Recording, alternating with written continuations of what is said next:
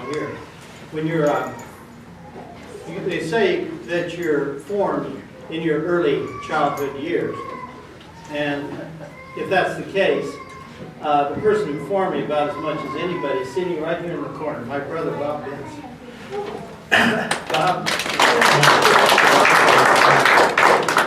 Bob, of course, my older brother who I tagged along, until he couldn't stand it anymore, and but I tagged along and watched him, and he was always the mentor and model in my life.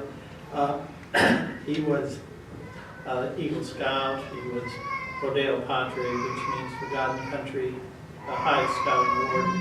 He was Boy State, which is the highest for young men in high school. He's spent a very, very interesting career, but in his years before he retired, he was special education in Sioux Falls, South Dakota. We all came from South Dakota. And so it's about as rare for me to have him visit here. And so I'm just really especially pleased that you could get to meet Bob this morning as we spend some time together talking about nuts and flakes. Right? the history and the birth of breakfast food. So I'm going to talk about that and chime in as you wish to ask questions.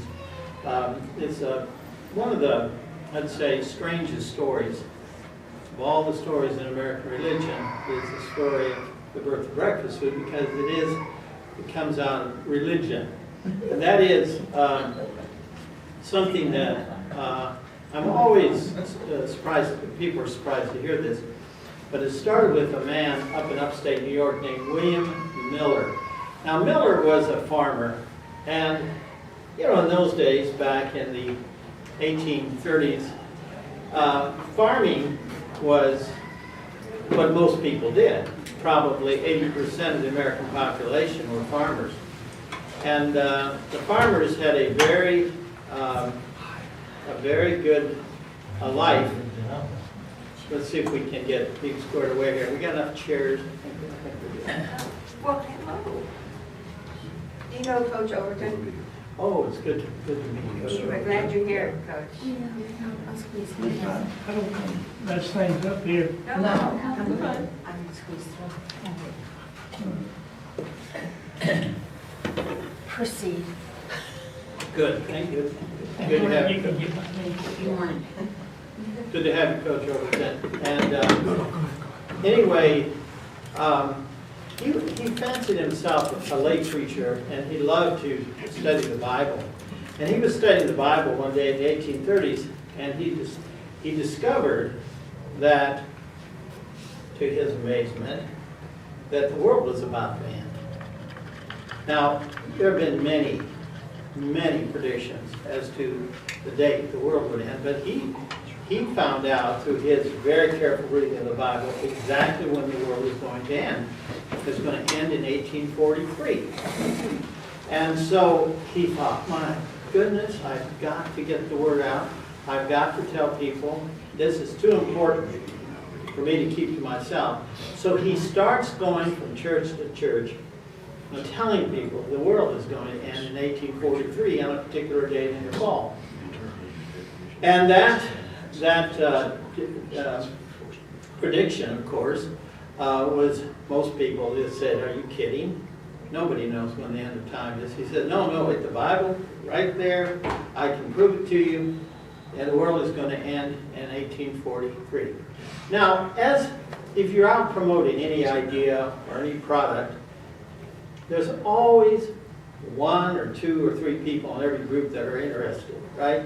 So he preached to enough people so that eventually there was a little group that started promoting this idea that the world was coming to an end in 1843, and they called themselves Millerites, after Miller. And so the Millerites would meet, and they would support each other, and eventually they developed a newspaper, a magazine, a network of preachers who would go out, and supporters who were promoting this idea that they needed to prepare. So finally, after this goes on for years, finally the date in the fall of 1843 comes, and he tells people the best thing to do is take your white sheets, wear your white sheets so that you'll be pure and holy and ready for the Lord when he comes from the east. So they wait and wait, and the day goes by. And they go finally to Miller and said, what happened? And he said, I don't know what happened. Let me consult the Bible. So he goes in and he studies it and calculates again. Oh, I am so sorry. I miscalculated. It's next year, 1844. So 1844, they crank up the whole apparatus again. They have the meetings and the revivals and the magazine. And people, again, there's a large number of people that believe the world is going to end in 1844. Of course, the day comes, same thing again. And this time, they basically say, when they say, what happened, Miller has no answer. He says, the Bible says the world's going to end, but it didn't. So something's wrong. So he is sort of cast aside, and there were only 6 people left who still believed that he was correct, that the world was coming to an end almost immediately, but he had just missed the date. And so out of all these thousands of Millerites, they're boiled down to 6 people. Now, among the 6 was a young lady by the name of Ellen Harmon. Now, Ellen Harmon was a very gifted young lady who believed that God spoke to her directly. And so she would go in these trances and God would speak to her and she would deliver the message to the other 5. And God would say, do this, do that, do the other thing, and they'd write everything down. And she eventually married one of the other men in the group and became Ellen White. Now, Ellen White, if you know who that is, you will start to understand what's about to happen. So, Ellen, it's the word of the Lord that they're to not live in the cities. It's very important they don't live in cities. They need to live in small towns and villages. Okay. So, also the Lord says that meat, dangerous, very dangerous, alcohol, no tobacco, and that they are to move out to the upper Midwest and there establish their ministry. Now, if you can figure out where the village was, where they decided to settle, then you can begin to start to see how this thing unfolds. So they go out west and they establish a community of believers. Now instead of 6, there's quite a large community of people. And they go to the upper Midwest, to a village, and there they settle, and there they want to build a place of healing. All right? Eventually, it's called a sanitarium.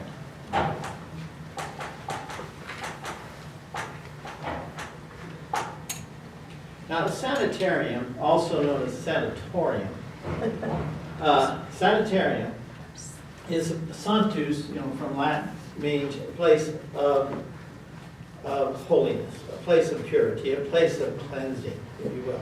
And so they were going to build this and follow all the principles that had been given to Ellen White and told her were necessary for her people in preparation for what?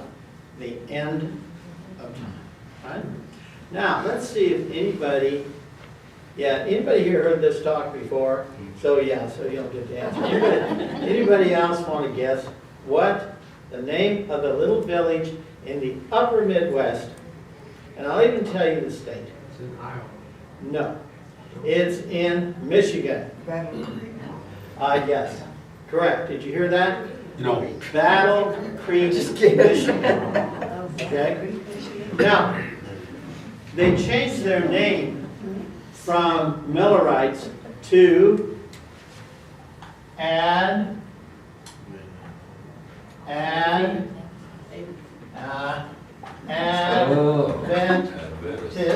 No kidding. And then later, the Lord tells her they worship on the Sabbath, so there's Seventh Day Advent, all right? Now, they want to create this sanitarium where people can come and be healed, particularly Seventh Day Adventists, but they don't have anybody to run it. So there's a young man in the community, a very bright Seventh Day Adventist young man. They say, we'll pay for your education to be a doctor if you'll come back and become the head of our sanitarium. So he says, I'll do it. He goes to Bellevue Hospital in New York. He trains to be a doctor. He comes back. He spends the rest of his life running the Battle Creek Sanitarium. All right? Now, at the Battle Creek Sanitarium, he is establishing the principles of the Seventh-day Adventists, but most particularly to our interest, the things that they are going to eat, the kind of things. Very much a rejection of meat, but they weren't vegan, they were what we'd say vegetarian today. So, milk products were okay, and cheese and that kind of thing. Now, so the sanitarium is a big hit. People come from all over the United States. This is in the 1800s. And in fact, it's so successful that it has a nationwide pull. A lot of famous people go there to be healed, right? Now, I want to switch the story. Keep all this in mind about the sanitarium. And I want to switch the story now to Fort Worth, Texas. It's hard to believe that Fort Worth, Texas plays a role in the birth of breakfast system. But here's how it worked. So, in Fort Worth, there was a young man who was kind of a real estate guy, and also he had a agricultural equipment store. He invented things. One thing that he invented was a plow that was worked real well in Texas. He always wanted to be a cowboy. He always, from the day that he moved to Texas until the day he died, he always wore Western clothes. He had a big Stetson hat. He had cowboy boots. He always had a bow tie. And he was a man who was, I would say, extraordinarily flamboyant, right? And this young man in Fort Worth was so successful that he was able to buy a ranch. And if you want to know where the ranch is, you can go to UTA off in Arlington, and that land there was his ranch. Now, this young man had been born and raised in Springfield, Illinois. Now, why is Springfield, Illinois particularly famous? The home of Lincoln. Yeah, the home of Abraham Lincoln. And this young man's father was Roland. His name was Roland. R-O-L-A-N-D. And Roland was best friends with, guess who? Abraham Lincoln. And so it was Roland who was with Lincoln when he got the telegram that announced that he had been selected as President of the United States, or elected as the President of the United States. And so there he was in his parlor. He was in the parlor with Lincoln. The man comes in. Lincoln puts on his glasses, reads the telegram, and says, "Congratulations, Mr. Lincoln, you've been elected President of the United States." He reads it to Roland, and then says these words, which only Roland heard. He said, "Well, I'm president. That'll sure make Mrs. Biddy down the street happy. Mrs. Biddy and Lincoln had an ongoing fight for years and years ago. They argued about a number of things. And she didn't like Lincoln, and Lincoln didn't like her. And so, in the moment of his greatest glory, the moment he's been elected President of the United States, he puts out a self-deprecating joke. In other words, about Mrs. Biddy being happy because he won't be in Springfield, Illinois anymore. Well, anyway, Roland's son was this young cowboy who wanted to be a cowboy, moved to Texas, in fact, spent some time out in West Texas being a cowboy, lived in Fort Worth, very successful, except he had a problem. He was what we would call today bipolar. One day he'd be feeling great, the next day he'd be so depressed, and then great, back and forth, manic, depressed, manic, back and forth. And so finally, he was in very, very bad shape. And he was talking to somebody about this, and the person said out of the blue, "There's a man in Battle Creek, Michigan that can cure you." At the Battle Creek Sanitarium.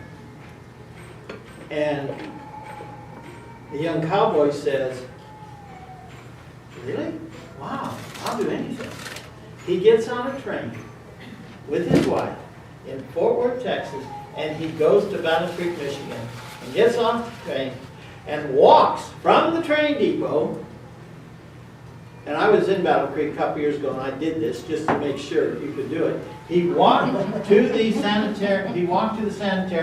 He knocked on the door. The director of the sanitarium, the guy that Ellen White and her Seventh Day Adventist friends had hired to run the sanitarium. He knocked on the door, and inside the voice says, "Come in." Opens the door, and the young man says, "Are you the director of the sanitarium?" And the man stands up and says from his desk, and he says, "Yes, I am. I'm Dr. John Kellogg." And the young cowboy says, "Well, it's nice to meet you. I've come to be cured here. My name is C.W. Post." So this is how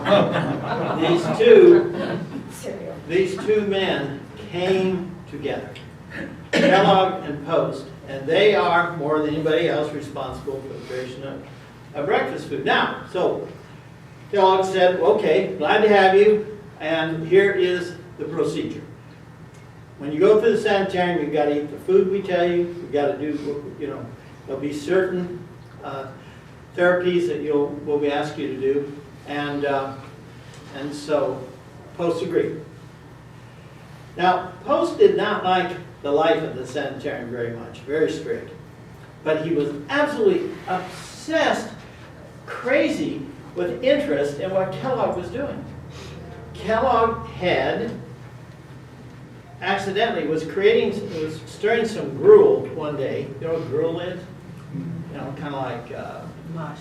Yeah, mush. Thank you. And some of it spelled out into the range and kind of came up into a little crisp. He said, So he makes a whole bunch of it like that and invents. Cornflakes. And then he does another one with wheat, and he invents wheat flakes. Then he invents he takes another combination of grains, and he creates what he, by the way, this is, Kellogg invented this word, granola. Granola, grain something, right? In other words, he just invented it. He invented a substitute for coffee made of grain.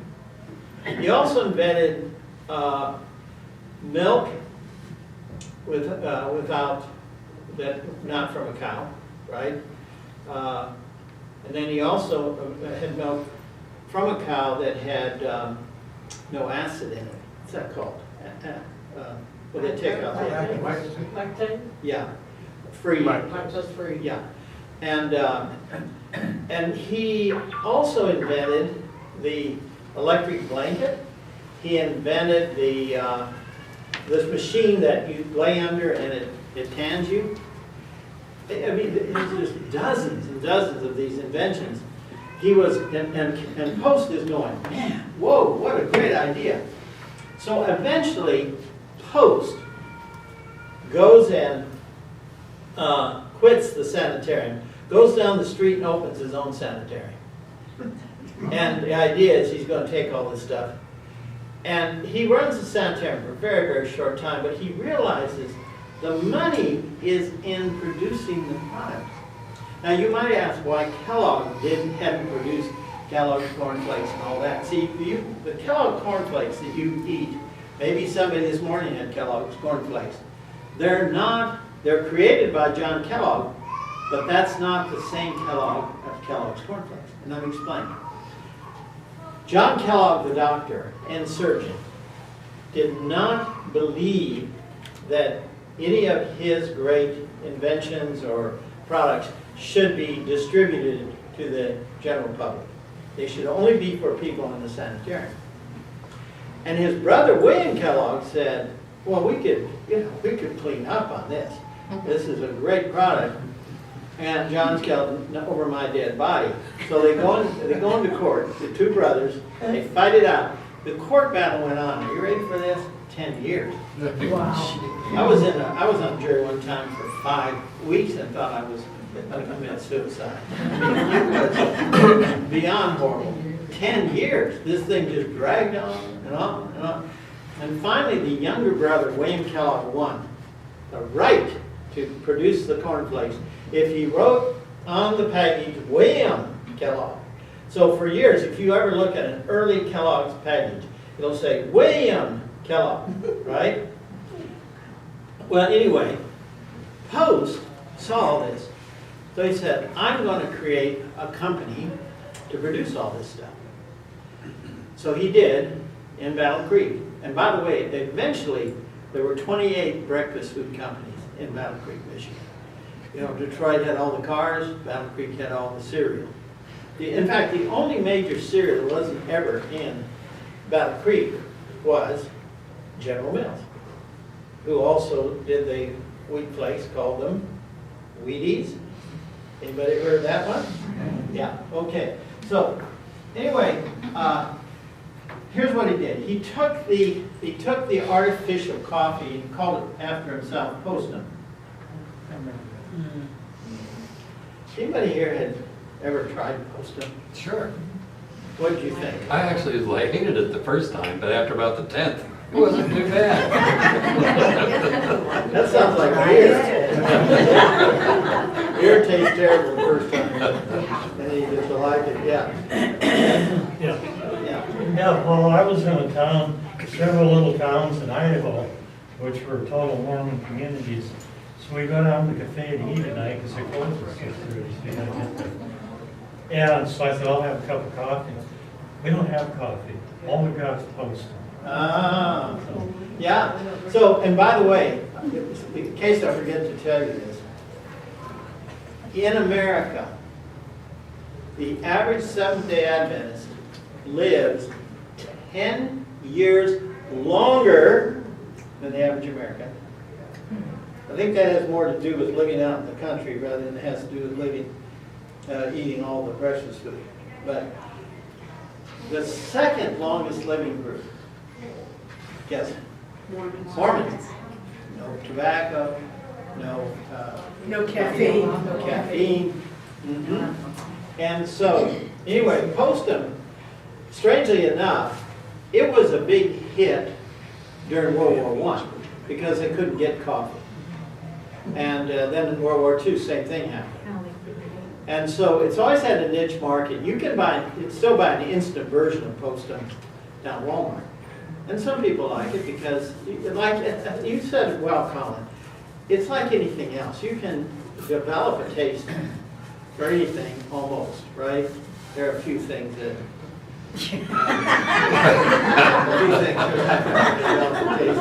but anyway, Bob's story is very appropriate because there are many parallels between the Seventh-day Adventists and the Mormons.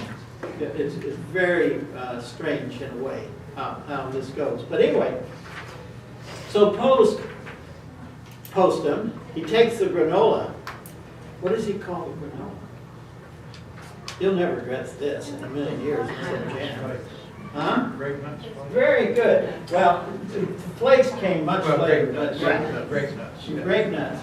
Grape nuts was the post version of granola. Now today, granola is evolved. You know, you talk about flakes and nuts and twigs and what's in there, right? In the name of granola, but the original granola, as invented by John Kellogg, looks like grape nuts, right? Ironically, Post made a fortune on grape nuts. The Kellogg people never did it in that time with granola. Later, of course, they made a lot of money on granola. But then you have well, we mentioned already there's Post Toasties, of course. And well, here's what makes this to me so interesting. It took the guy, the man named Post, to figure out the tremendous value of this. And then what he did, he moved his company from Battle Creek, Michigan, to New York City, basically, just north of New York City, White Plains, New York. And there he renamed it General Foods. And for many years, General Foods was the largest food company in America, producing food, right? Now, the thing about Post, we'll just follow Post for a little bit here, then we'll cycle back to Kellogg again. Post, of course, made millions. It's funny, there's so much in the news today about Donald Trump. Donald Trump's Florida home is the old Post Mansion in Boca Raton, I think. Yeah, I think it's in Boca Raton or Palm Beach. It's right in there. It's right down the Kennedys, where John Kennedy wrote Profiles of Courage, is just down the block. You know, it looks like a shack compared to the Post Mansion. The Post Mansion in New York, where he lived all the time, was so big that they turned it into Long Island University. Yeah, the Long Island University built on the old Post estate, right? And so you have a man who had a genius for advertising and marketing and merchandising, and that was C.W. Post. For example, he would take, let's just take coffee. What he liked to do, he liked to buy other brands of coffee. And so he started out with Postum, but that was a very small niche market. So then he bought one called Sanka. Sanka. San without ka, caffeine. By the way, did you know the reason, like today I wore my khakis. Khakis is the Hindi word for ka. What the British soldiers did is the British colonial soldiers in India were wearing these white outfits. Well, they're called Gurkhas. The soldiers were called Gurkhas, and they'd wear these white outfits and they'd get dirty pretty quickly.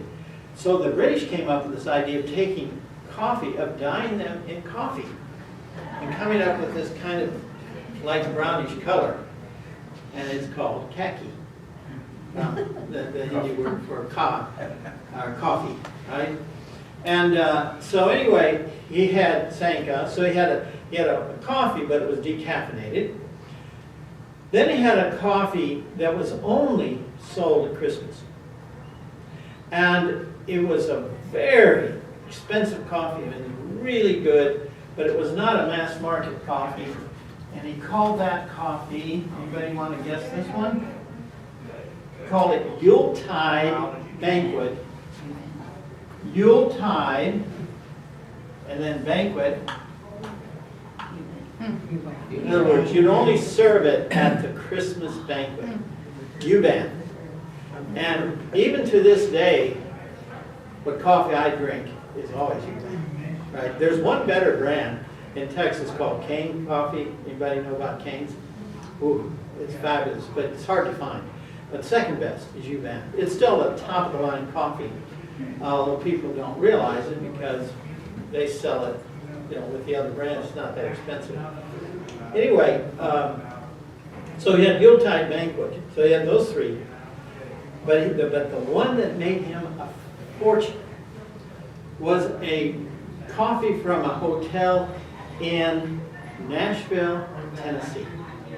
Now here's the story. There was a hotel there that had a very big hotel in Nashville, very popular, and salesmen would come and stay there. And one day, a salesman was staying there, and the manager said, "Well, Mr. So-and-so, how was your stay?" He said, "The stay is good, but you have the lousiest coffee here. Can't you do something about it?" He said, I guess. And he said, "I have, traveling around, I came across a blend that I think is terrific. And I know what the blend is. And if you want to, I'll give it to you. Here's the blend, if you'll try it." So they tried, and they tried the blend, and they mix it up and serve it, and people like it a lot. But what made it famous is this event. In 1908, Teddy Roosevelt was president, and he was asked to come and give the dedication address for the restoration of the home of Andrew Jackson, which is right outside of Nashville, called the Hermitage. And so Teddy Roosevelt had come to Nashville, to this hotel in downtown Nashville, and he was giving a speech. And then the way it usually went, though, is they would have a banquet. And sometimes the speech would come after the banquet, sometimes it would come before.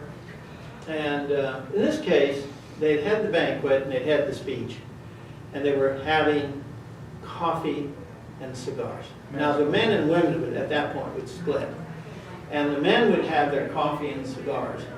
So they were drinking their coffee and having their cigars, and the waiter notices that the cup is empty of Teddy Roosevelt. And so he says, "Mr. President, would you like some more coffee?" And Teddy Roosevelt said, "Well, yes, I would. That coffee was good to the last drop." Now the press people are there writing down everything he says. So, of course, Post takes that tagline and makes it the most famous tagline probably in American history. Good to the last drop. You don't even need to say the name of the, because now you all know the name of the coffee. Maxwell House Coffee, which is, the Maxwell House was the name of the hotel in Nashville, Tennessee. All right. Now, let's proceed just a little bit farther along the line with our friend C.W. Post. So Post's dream is to buy up all of these companies, and he buys up one. Nobody wanted it. He just paid hardly anything for it, called Jell-O. And through advertising, he took Jell-O and convinced the American people that it was the cheapest and best dessert you could possibly have. And so over the country, people ran out and bought Jell-O. Because it's very inexpensive to produce, lots of profit in it, right? And then there was a guy up in St. Paul, Minnesota named Toller, who had figured out how to combine certain flavors to substitute for maple syrup. Maple syrup is very expensive, even today.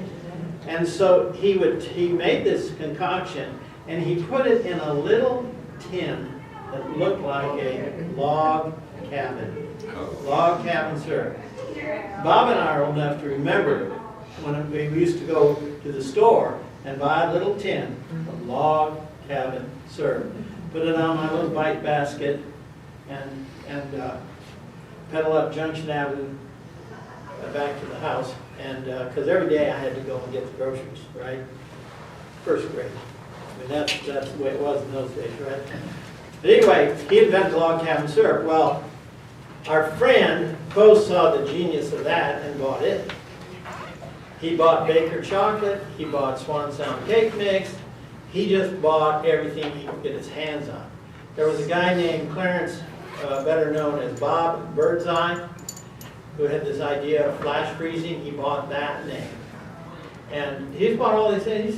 He was, talk about Midas touch, right? The man was tremendously successful and had everything in the world except one thing, and that is he didn't have the cowboy lifestyle that he really wanted. So, with all his millions, he takes his money and he goes out to West Texas and buys up about a county out there. Just at first in the Panhandle, but then he dropped it down into the Breaks. And there, he established a town called Post, Texas. Anybody been there? Yes. Post, Texas is still there. The person that he bought the land from is Richard's great-great-grandma. Oh my goodness. Small world. Wow. So anyway, Post is going to create this utopia. You know, this place everybody's going to be crazy for. And he is going to primarily do it with, first of all, he's going to make it rain in West Texas. The scheme had these cannons. They were going to explode. When the clouds would form up, then they'd explode, causing the rain.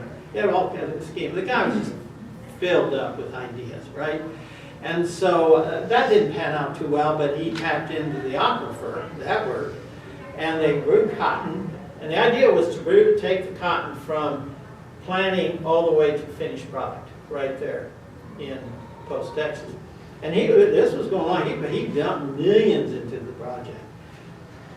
But one day, he had one of his attacks. We call these, again, manic depressive.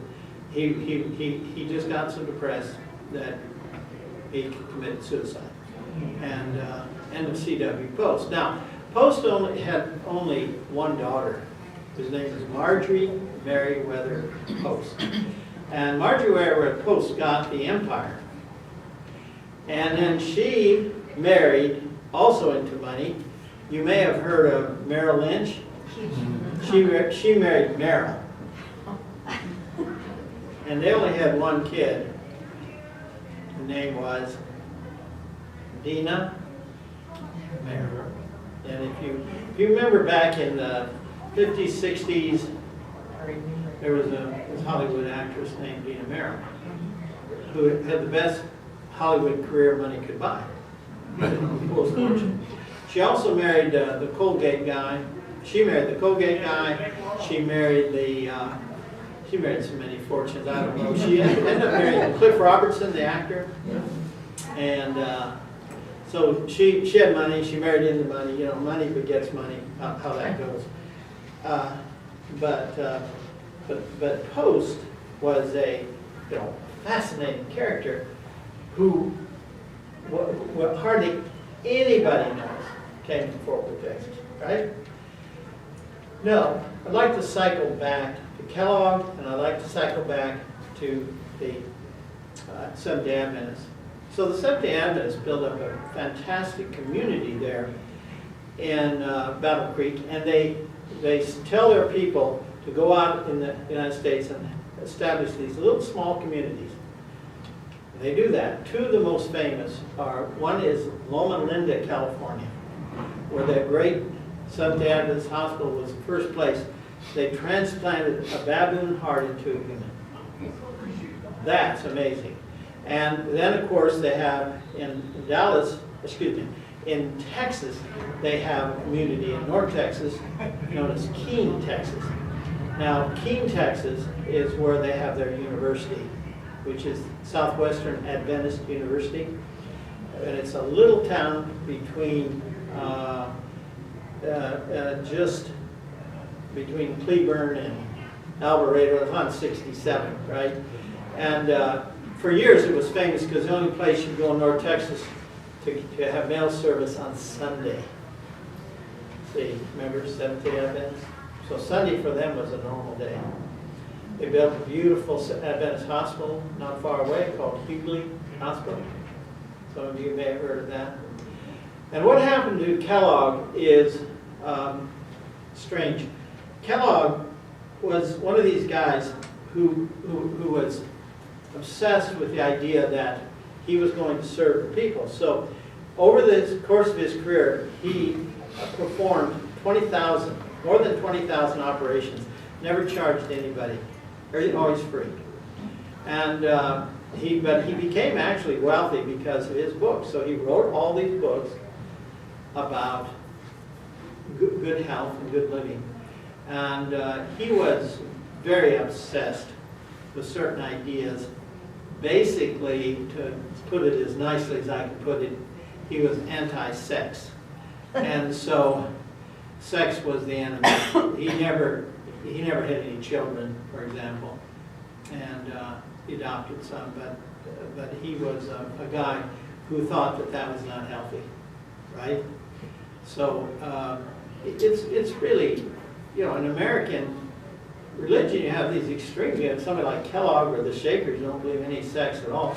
Then you have at the other end the Oneida people who believe sex all the time, free love, all of that.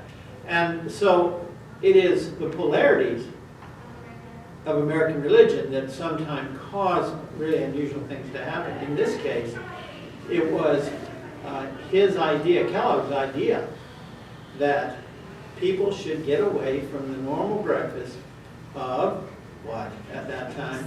Bacon and eggs, pancakes, and all the stuff you go to Waffle House for, right? All that great comfort food. You know, that's bad. So you're supposed to have and get away from any kind of fat. So, and you eat your cornflakes, you eat your granola.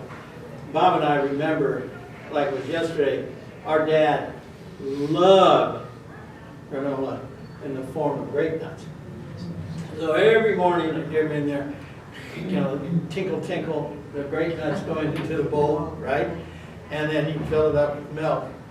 And you'd have to wait about 30 minutes. My dad lost his teeth early in life, and so he had to be really soft. So he was willing to wait for the grape nuts to soften up, and then he would eat the grape nuts, and that was his breakfast. I don't know, maybe not every day, but pretty much almost all the time. So, and then the grape nut flakes, somebody came up with the idea, why don't you turn the grape nuts into a flakes? It would be a lot easier for people to eat. You don't have to wait, you know, for those nuts to soften up. And they did that. Now grape nut flakes are much bigger than grape nuts, right? So anyway, that's the story of how breakfast food came into being. But as with so many things, it's a chance, coincidental meeting of two people. In this case, Kellogg and Coast. Yeah. So, any questions, comments? Yeah, go ahead. Well, I just know about Bruce, my husband is from Michigan. My daughter lives there now. She's married in a small town. And she's noticed that in the small towns in Michigan, there are a lot of religious and ultra-religious people in the small towns, not so much in the larger cities. Yeah. But that is still true in Michigan. Yeah. Yeah, Michigan has several places which were started out as a religious community. One of the most famous, Dick will love this story, that's the story of course, the Little White Schoolhouse. You have these French radical communalists living there known as the Phalanxers. In fact, the community was known as the Wisconsin Phalanx. They had been kicked out of France in the 1840s, in 1848 was the Revolution. And so many of them had come to America. And there was a large group that went to Wisconsin. There was another group that came to Galveston and walked across Texas in wood shoes to where? Dallas. And established the La Reunion Colony, which was established here then, 1855, up in what is today Oak Cliff. And the La Reunion were phalanxers from France, as were the Wisconsin phalanx. So there was a Frenchman up in Wisconsin by the name of Alain Beauvais. So he was very unhappy with the Democratic Party and the Whig Party because neither one of them would establish abolition in the platform of the party. So he said one day, we have to take political action, get this done. And he invited all of his buddies from the Wisconsin phalanx to come. And there in the little white schoolhouse, they said, we are going to establish a party. And the number one plank, not the only plank, but the number one plank is going to be abolition, to get rid of slavery. And then we're going to tie up with some other groups that are, anti-slavery, and we're going to create a political party. And because they were from French Republicans, they were very big on the idea of the French Republic. They called it the Republican Party. And what's amazing is how quickly their first candidate went down in flames, but their second candidate, Abraham Lincoln, became president of the United States. And the rest is history. And now the GOP, the Grand Old Party, we think of it as an old party, but actually what it did, it knocked out the Whig Party. Lincoln, for example, had been a Whig, and created one of the great American parties in history, the Grand Old Party. Yes, ma'am. Bob. Yeah. Okay, me next? Yeah. Okay, last night we were driving Yes. in the dark and we came to this little town and you said that that town was there because it was part of this philosophy that you don't want to live in a big city. Yeah, that's it. And so they stayed away from Fort Worth and Dallas. Right. And established Keene, Keene, Texas. And that's Seventh Avenue. That's what we're talking about. Yes. Yes, ma'am. Terry. What did you say was your favorite great tasting coffee in all of this? Oh, wow. Okay. Okay. Well, there's a coffee that you can't get very often called Cane's. Cane's Coffee. Cane's is only served in the very best restaurant. You go, a restaurant is top flight if they serve Cane's. And there aren't many that do, believe me. And I didn't discover it. It's actually Mexican coffee. Yeah. But it is. It's amazing coffee. Now, like anything, coffee is a taste thing, right?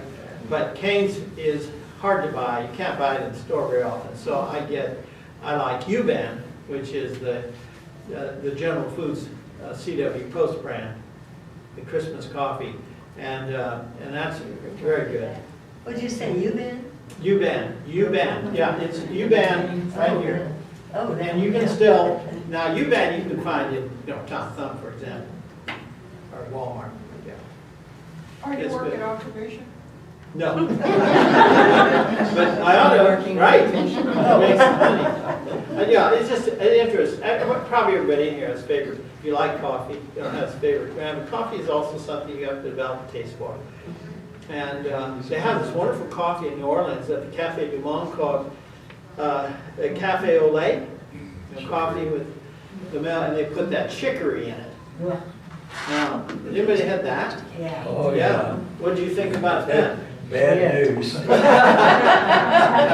have it in Spain too. Do they? Yeah. Will they do the chicory part? Yeah. Wow, I didn't know It's that. horrible. Yeah, I mean, it depends but on what you again, want, yeah, but I again, want it's- hot. yeah, it's like so many things. It's what you get used to. It's What about you're Folgers? Folgers has become the brand that knocked out Maxwell House. Maxwell is still a fairly big brand, but for some reason Folgers is just become the #1 brand in America, and a lot of it has to do with advertising and Folgers in your cup and all this.